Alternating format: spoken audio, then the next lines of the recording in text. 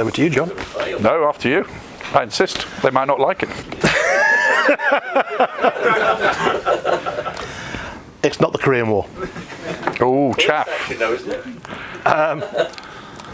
So one of our oldest games, Hail Caesar, is going to be getting a second edition. Hooray. No, if you just calm down for a minute.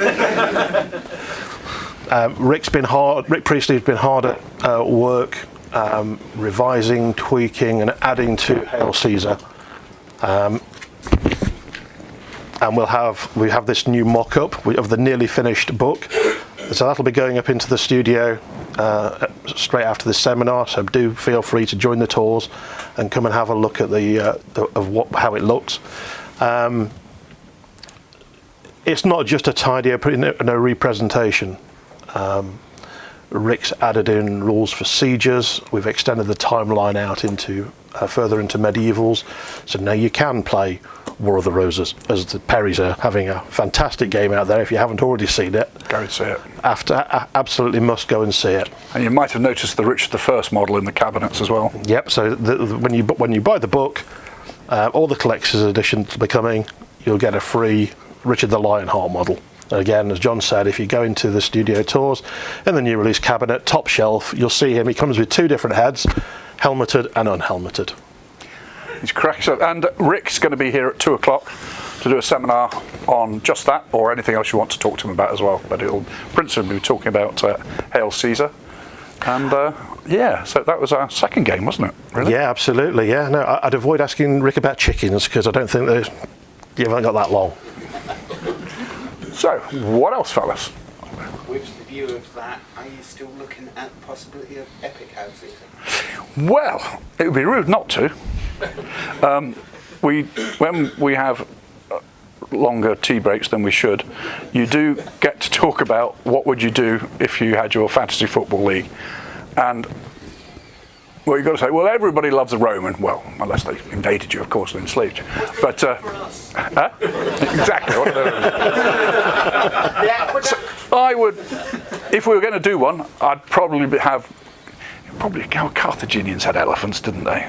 You got tiny elephants were just impossible not to fall in love with in plastic. So if we were to do, I think it'd be Republican Romans or whoever against Carthage. Is that correct? Have I got that one right? Yeah. I think that'd be great. Persians and Greeks or anybody but with so many good elephants. fight-ups, aren't there? You know, Greeks and Persians would be good.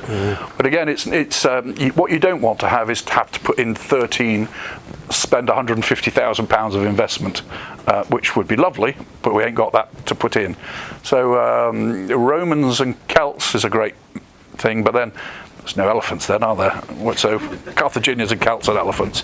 So that would be great. I think it would be really nice. And seeing for a Roman army laid out in the three lines as they fought would just be tremendous, as opposed to a few blocks is what we do at the moment. When we show, even if you've got a big army, you don't really show those lines of the velites and everything else and triarii, whatever they are. And that would be really educational and look fantastic.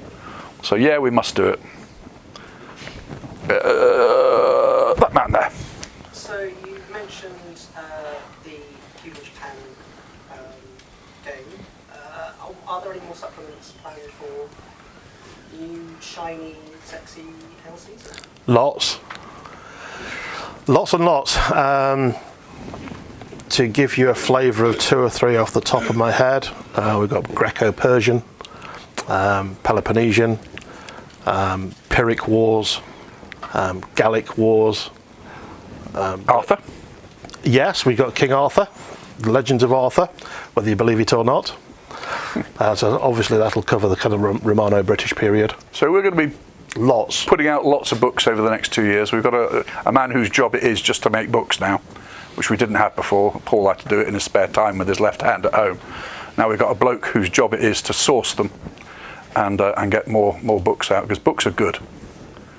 Okay, gentleman there. Are you still considering epic packing shots? Oh yeah. I think it would be an absolute winner. Epic pike and shot.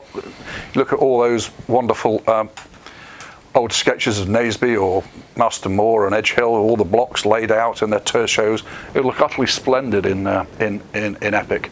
So yeah, that's definitely on the agenda. I think just to come back to what John was saying a moment ago, it's a constant arm wrestle fight, tussle about what we do next. But it'd be one where you wouldn't have to have endless molds for doing it, because everybody look the same. Let's face it, they all look the bloody same, and they do in 15mm. They all look the same. I think it'd be a classic one. So I think there's a lot of stuff to come for Epic over the coming months and years. Want to go at the back? Yeah, you mentioned you were extending Hail Caesar into the War of the Roses. Yes. Now, I was at Royal Armouries a couple of years ago now, and they're a bit unsure as to exactly how big the arquebus was in the War of the Roses, because it's kind of in that awkward, you're transitioning to pike and shot sort of period. It's sort of the traditional, like, I can't remember what the one for transition from pike and shot to black powder is. It's the Prince of Orange one. Are we going to see a dual supplement for the War of the Roses, so covering it both in Caesar and in pike and shot, so you can pick and choose whether you want high number of arquebuses or virtually none? The answer to that one is we would have one being written for Hail Caesar. We don't have any current plans for doing anything with it in pike and shot. So I think we've kind of pinned our colours to the mast that we. Yeah, I think we'll call that Ancients. Yeah. And I know it's not strictly true, but there's got to be a cut-off point, and I say it's Ancients. It's great. Yeah. Good question. More questions, folks. You're doing this one there. Yes, hand up there. What's going on with Gates of Antares? Paul, what's going on with Gates of Antares?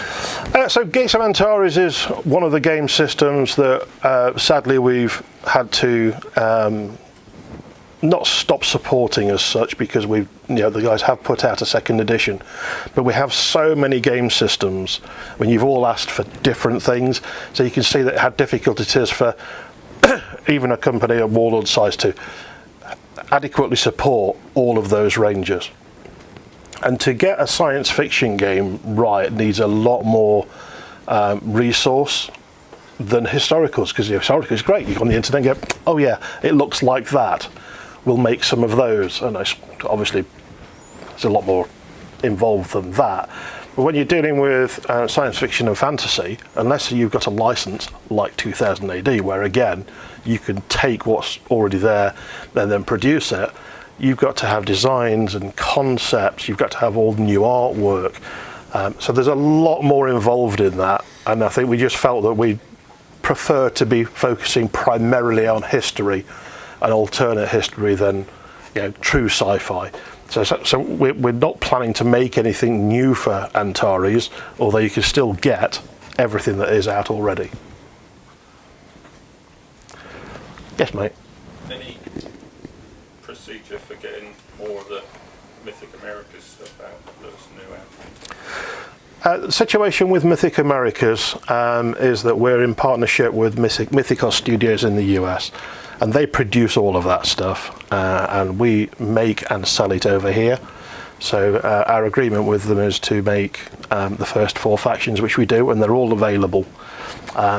Beyond that, that's obviously a discussion we'd need to have, but our agreement is those first 4 factions. The Mythicos guys, I think they have tremendous vision about what they're trying to do, about looking at world fantasy rather than just the wonderful worlds of Tolkien, which have been splendid. But they're going to be doing African fantasy, Chinese, Japanese, Polynesian, you name it. And I think it's really bold and brave and interesting that they're doing it. I love their Aztecs and Inca ranges. I think they're just stunning. We'll carry on selling those. I really like them. Those big critters that they have are great. Anything else? Anything else? Gentleman there? How do you pick what sort of IPs to run with? Arm wrestling. What made you go with the Judge Dredd? He's obsessed with it. Next question. What he said. Well, Judge Dredd's just a belter, isn't it? It's a bit of an age thing because we're quite old. It meant a lot to us. Yeah, yeah, you were nearly as old as me. It was big when we were teenagers, so it's kind of scratching an itch to do Dread. And then of course there's always it's going to be another movie and a series any day now. And you think, oh, please make it so. I'd love to watch it. That second movie was fantastic. Really loved it. But again, we were both Whovians. We both loved Doctor Who, so we made a bit of a pitch for it. Went down to the BBC. I said, "Can we have it?" And they said, "Well, yeah." And we said, "Oh." It sounded so easy. So and the same with we got the license for Dad's Army. We just phoned up and blagged it, and I spoke to a nice lady and said, "We really like Dad's Army, don't panic, ha ha." And we got the license for that. But I'm not a big one for licenses myself. I don't do anything modern. Paul's the youngster for that. So so I don't think we're going to be chasing many other licenses. No. But if one lands in your lap, that's a good one, then yeah, you'd be mad not to take it if it's a real good one. As long as it's able to sell lots of miniatures. Those might be an apocryphal tale, so I apologise to the man involved if it's a foul lie. But those of you above the age of 40 or 50 maybe, not that there's anybody in here of that, can you remember Timpo miniatures? Yeah? Plastic, made in Britain, all quite nicely done. They got bought out as a child. And it seems that the sales manager went and came back from a meeting very excited about having got this great new license. And they got all the great and the good assembled, and they said, "What have you got us?" He said, "Well, I've only gone and negotiated the license for Captain Scarlet," which a lot of you will remember. A great favourite of all of ours, fantastic, Supermarination, da-da-da-da-da-da-da. And they were sat there and they said, "This is wonderful." They had a couple of concept models. And then somebody said, "Well, who do they fight?" Answer, there was none. So all you could have was Spectrum agents, who all look great, but you've got to have a baddie to fight. And all it was two weird lamps.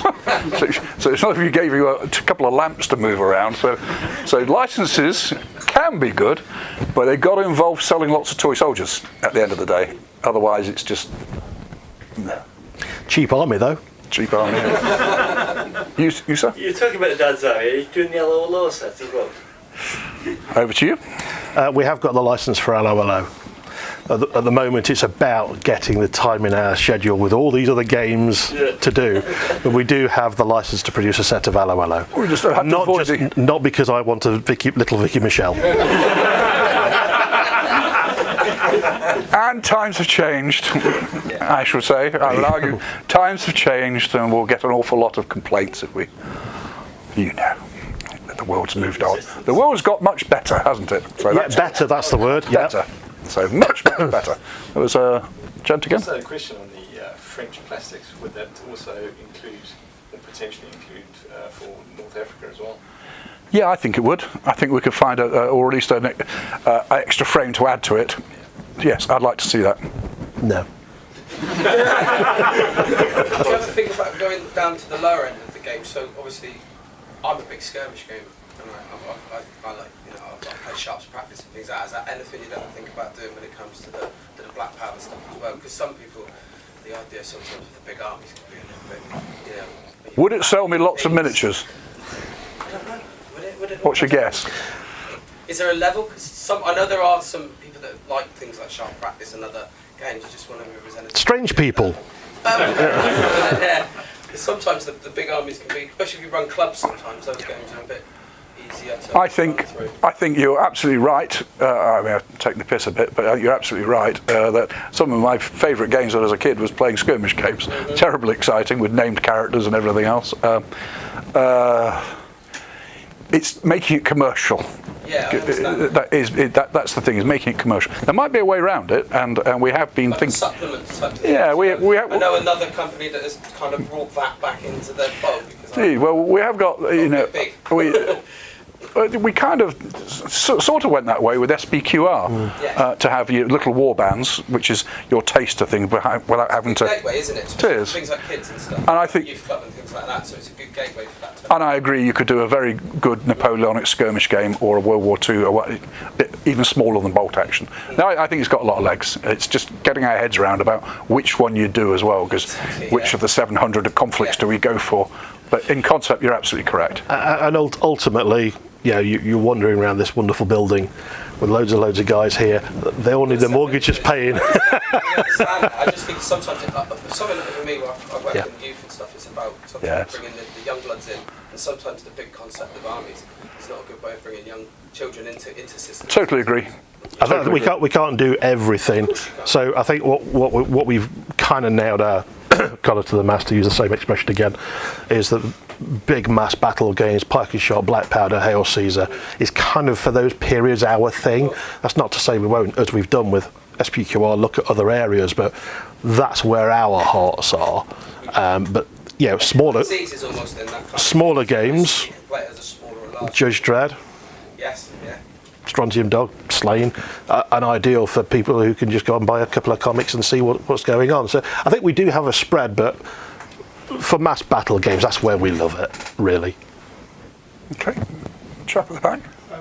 With you saying about expanding the time range covered by Hail Caesar, yes, are you potentially also going to then expand SPQR to reflect and kind of complement that? Well, that's a very good question, and one that Paul has to answer.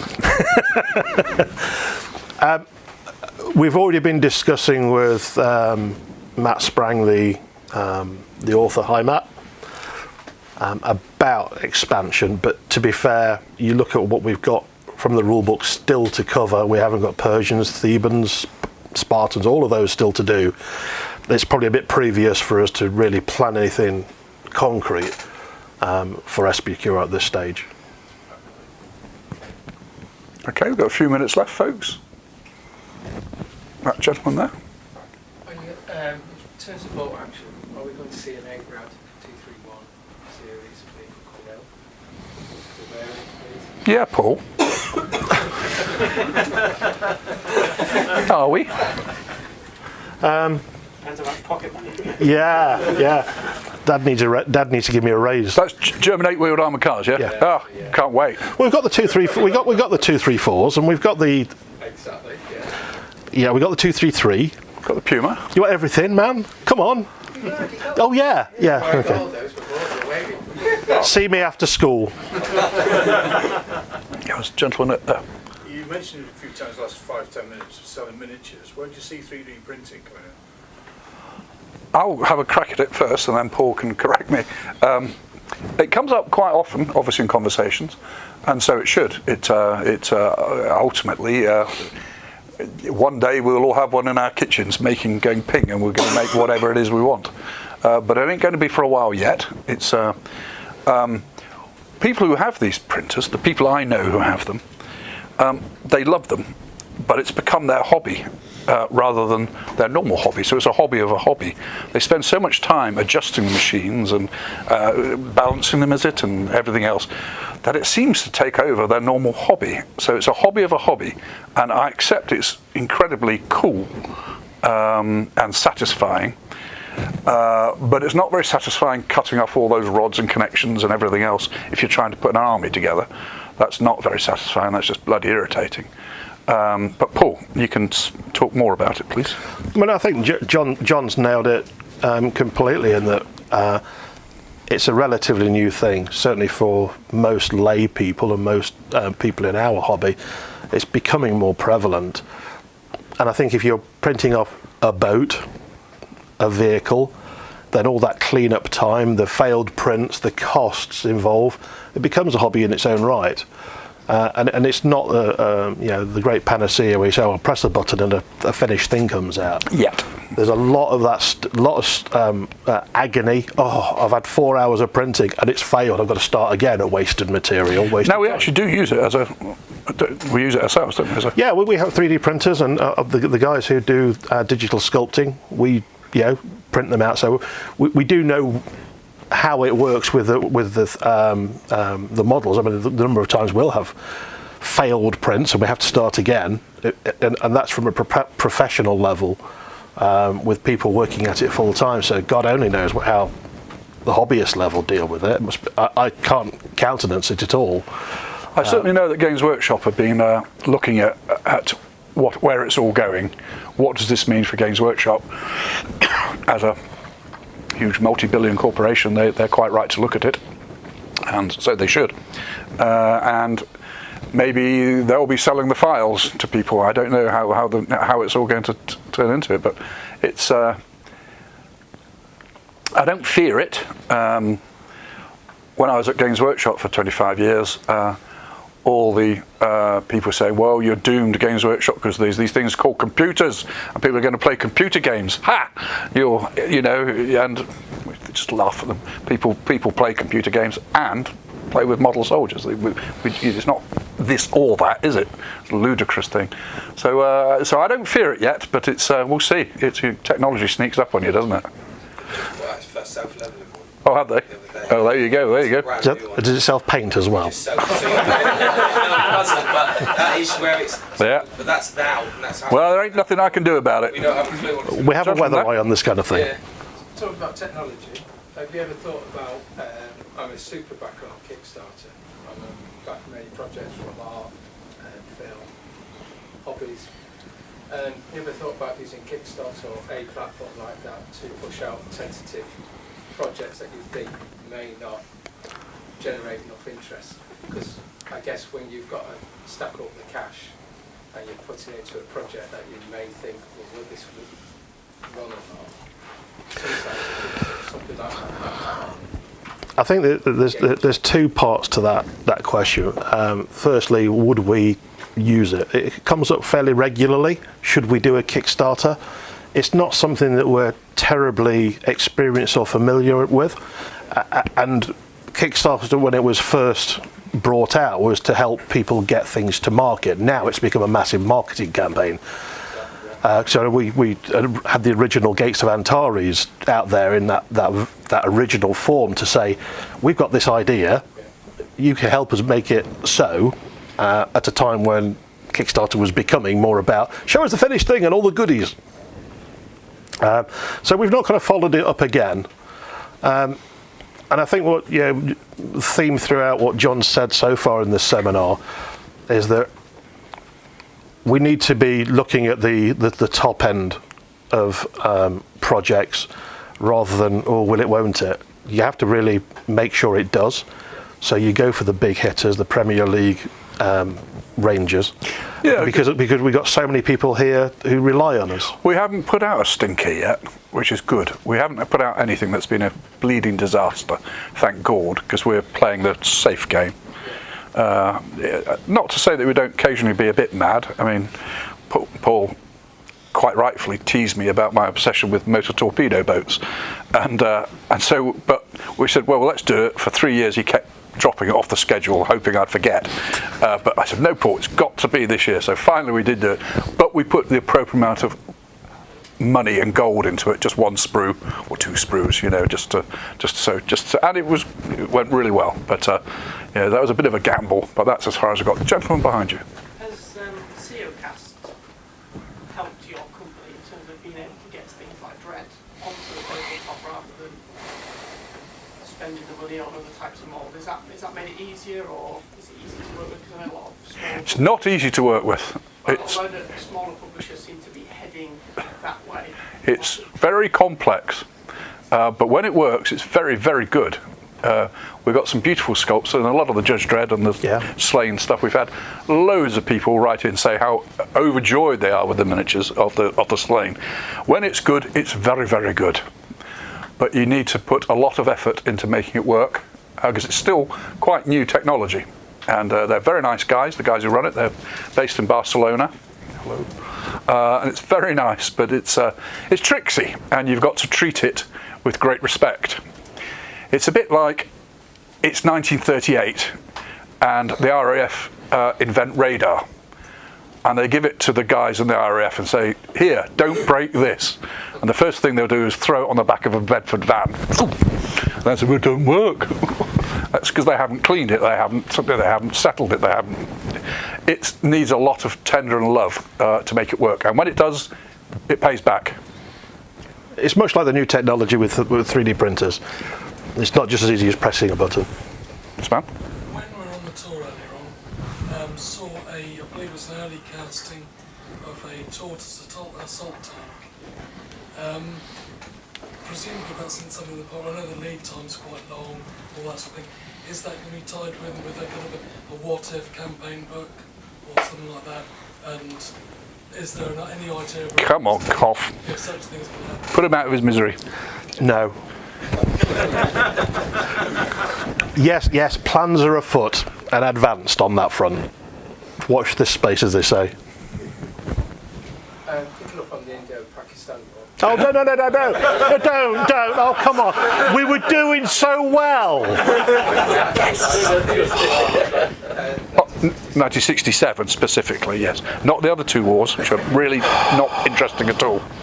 Is there a view with bolt action moving it towards that in terms of like the Arab-Israeli wars, the Indo-Pakistan war? No. Yeah, oh, and it's time. Sorry. I think we'd love to do, if we were going to do it, I make it up as I go along, but if we were going to do it, I'd try and do what I call moderns, which is no longer modern, of course, because I've been playing moderns for 40 years, so it's no longer modern. I'd try and put it all in one book. I don't think any of them in themselves would be strong enough. So, but, you know, T-55s, T-72s, chieftains and centurions are exciting enough in all the various other contexts, so I think it'd be great to do it. The Falklands, that's all we need to worry about. Judd there? So we see some ships that weren't produced in Victory at Sea book. Yes. N3. Are we going to see sort of a Washington fails sort of period book, and when can we expect to see the next big Victory at Sea expansion? Yeah, Paul. There are some gaps in the fleets. At the moment, the plan for Victory at Sea is to release a lot more ships and aircraft, because it's a big, thick old tome. We've got a load of stuff. I don't know if you've been on the tours. You'll have seen that there's at least 2 shelves worth of stuff that we haven't released yet, and that only is at the tip of the iceberg for that book. So, are you making icebergs as well? Fantastic! Just the tips. Yeah. Arctic convoys. Now we're talking. So there's a lot more to come, but there are no hard plans for a supplement at this stage. In regards to, like, back to the Epic kind of conversation. Yes. There's already been a question in regards of Pike and Shot Epic. Was more specifically thinking about the 30 Years War, where I think that it could have like a massive market, especially in Europe. Yes. We're just asking if it's the same kind of, like, didn't have this like a specific thoughts about 30 Years War. I would think if we did Pike and Shot Epic, I'm afraid, even though I do know the period very well, I would compass it all under one. It's all pike and shot to me. A pikeman is a pikeman, a musketeer is a musketeer. There were regional differences, I am aware of that, and styles. But again, in 15mm, when you've got your Tertiaux blocks laid out, Dutch or Swedish or whatever, I think an imperial pikeman would look very much the same as a royalist pikeman of 1645, say. So I think we'll put it all under one banner. And it'll all be about the flags. So all those wonderful, colourful flags, making, you know, Swedish armies and all that. It would be great. I think so. We've covered all under one banner. And then perhaps you have commanders that are obviously to cover Tilly and Wallenstein, etc. Yeah. At least the 17th century, because Pike and Shot would be also 17th century. So, yeah. So that'd be great. We'd cover all of that. Amazing. Oh yeah. How are we doing on time, Daryl? I think perhaps time for one more question, and then 25. If there is one. And we've got Rick on at 2, isn't he? Yes, come back at 2 in half an hour, and you can talk to Mr. Priest. Now remember this will be on in the studio for you to have a look at. Now remember to use the burger van, folks, because they've turned up for us, and remember to get your free teas and coffees and things as well. Any last question? We can take 1 or 2, perhaps. No. That's a round of applause then. We've broken them.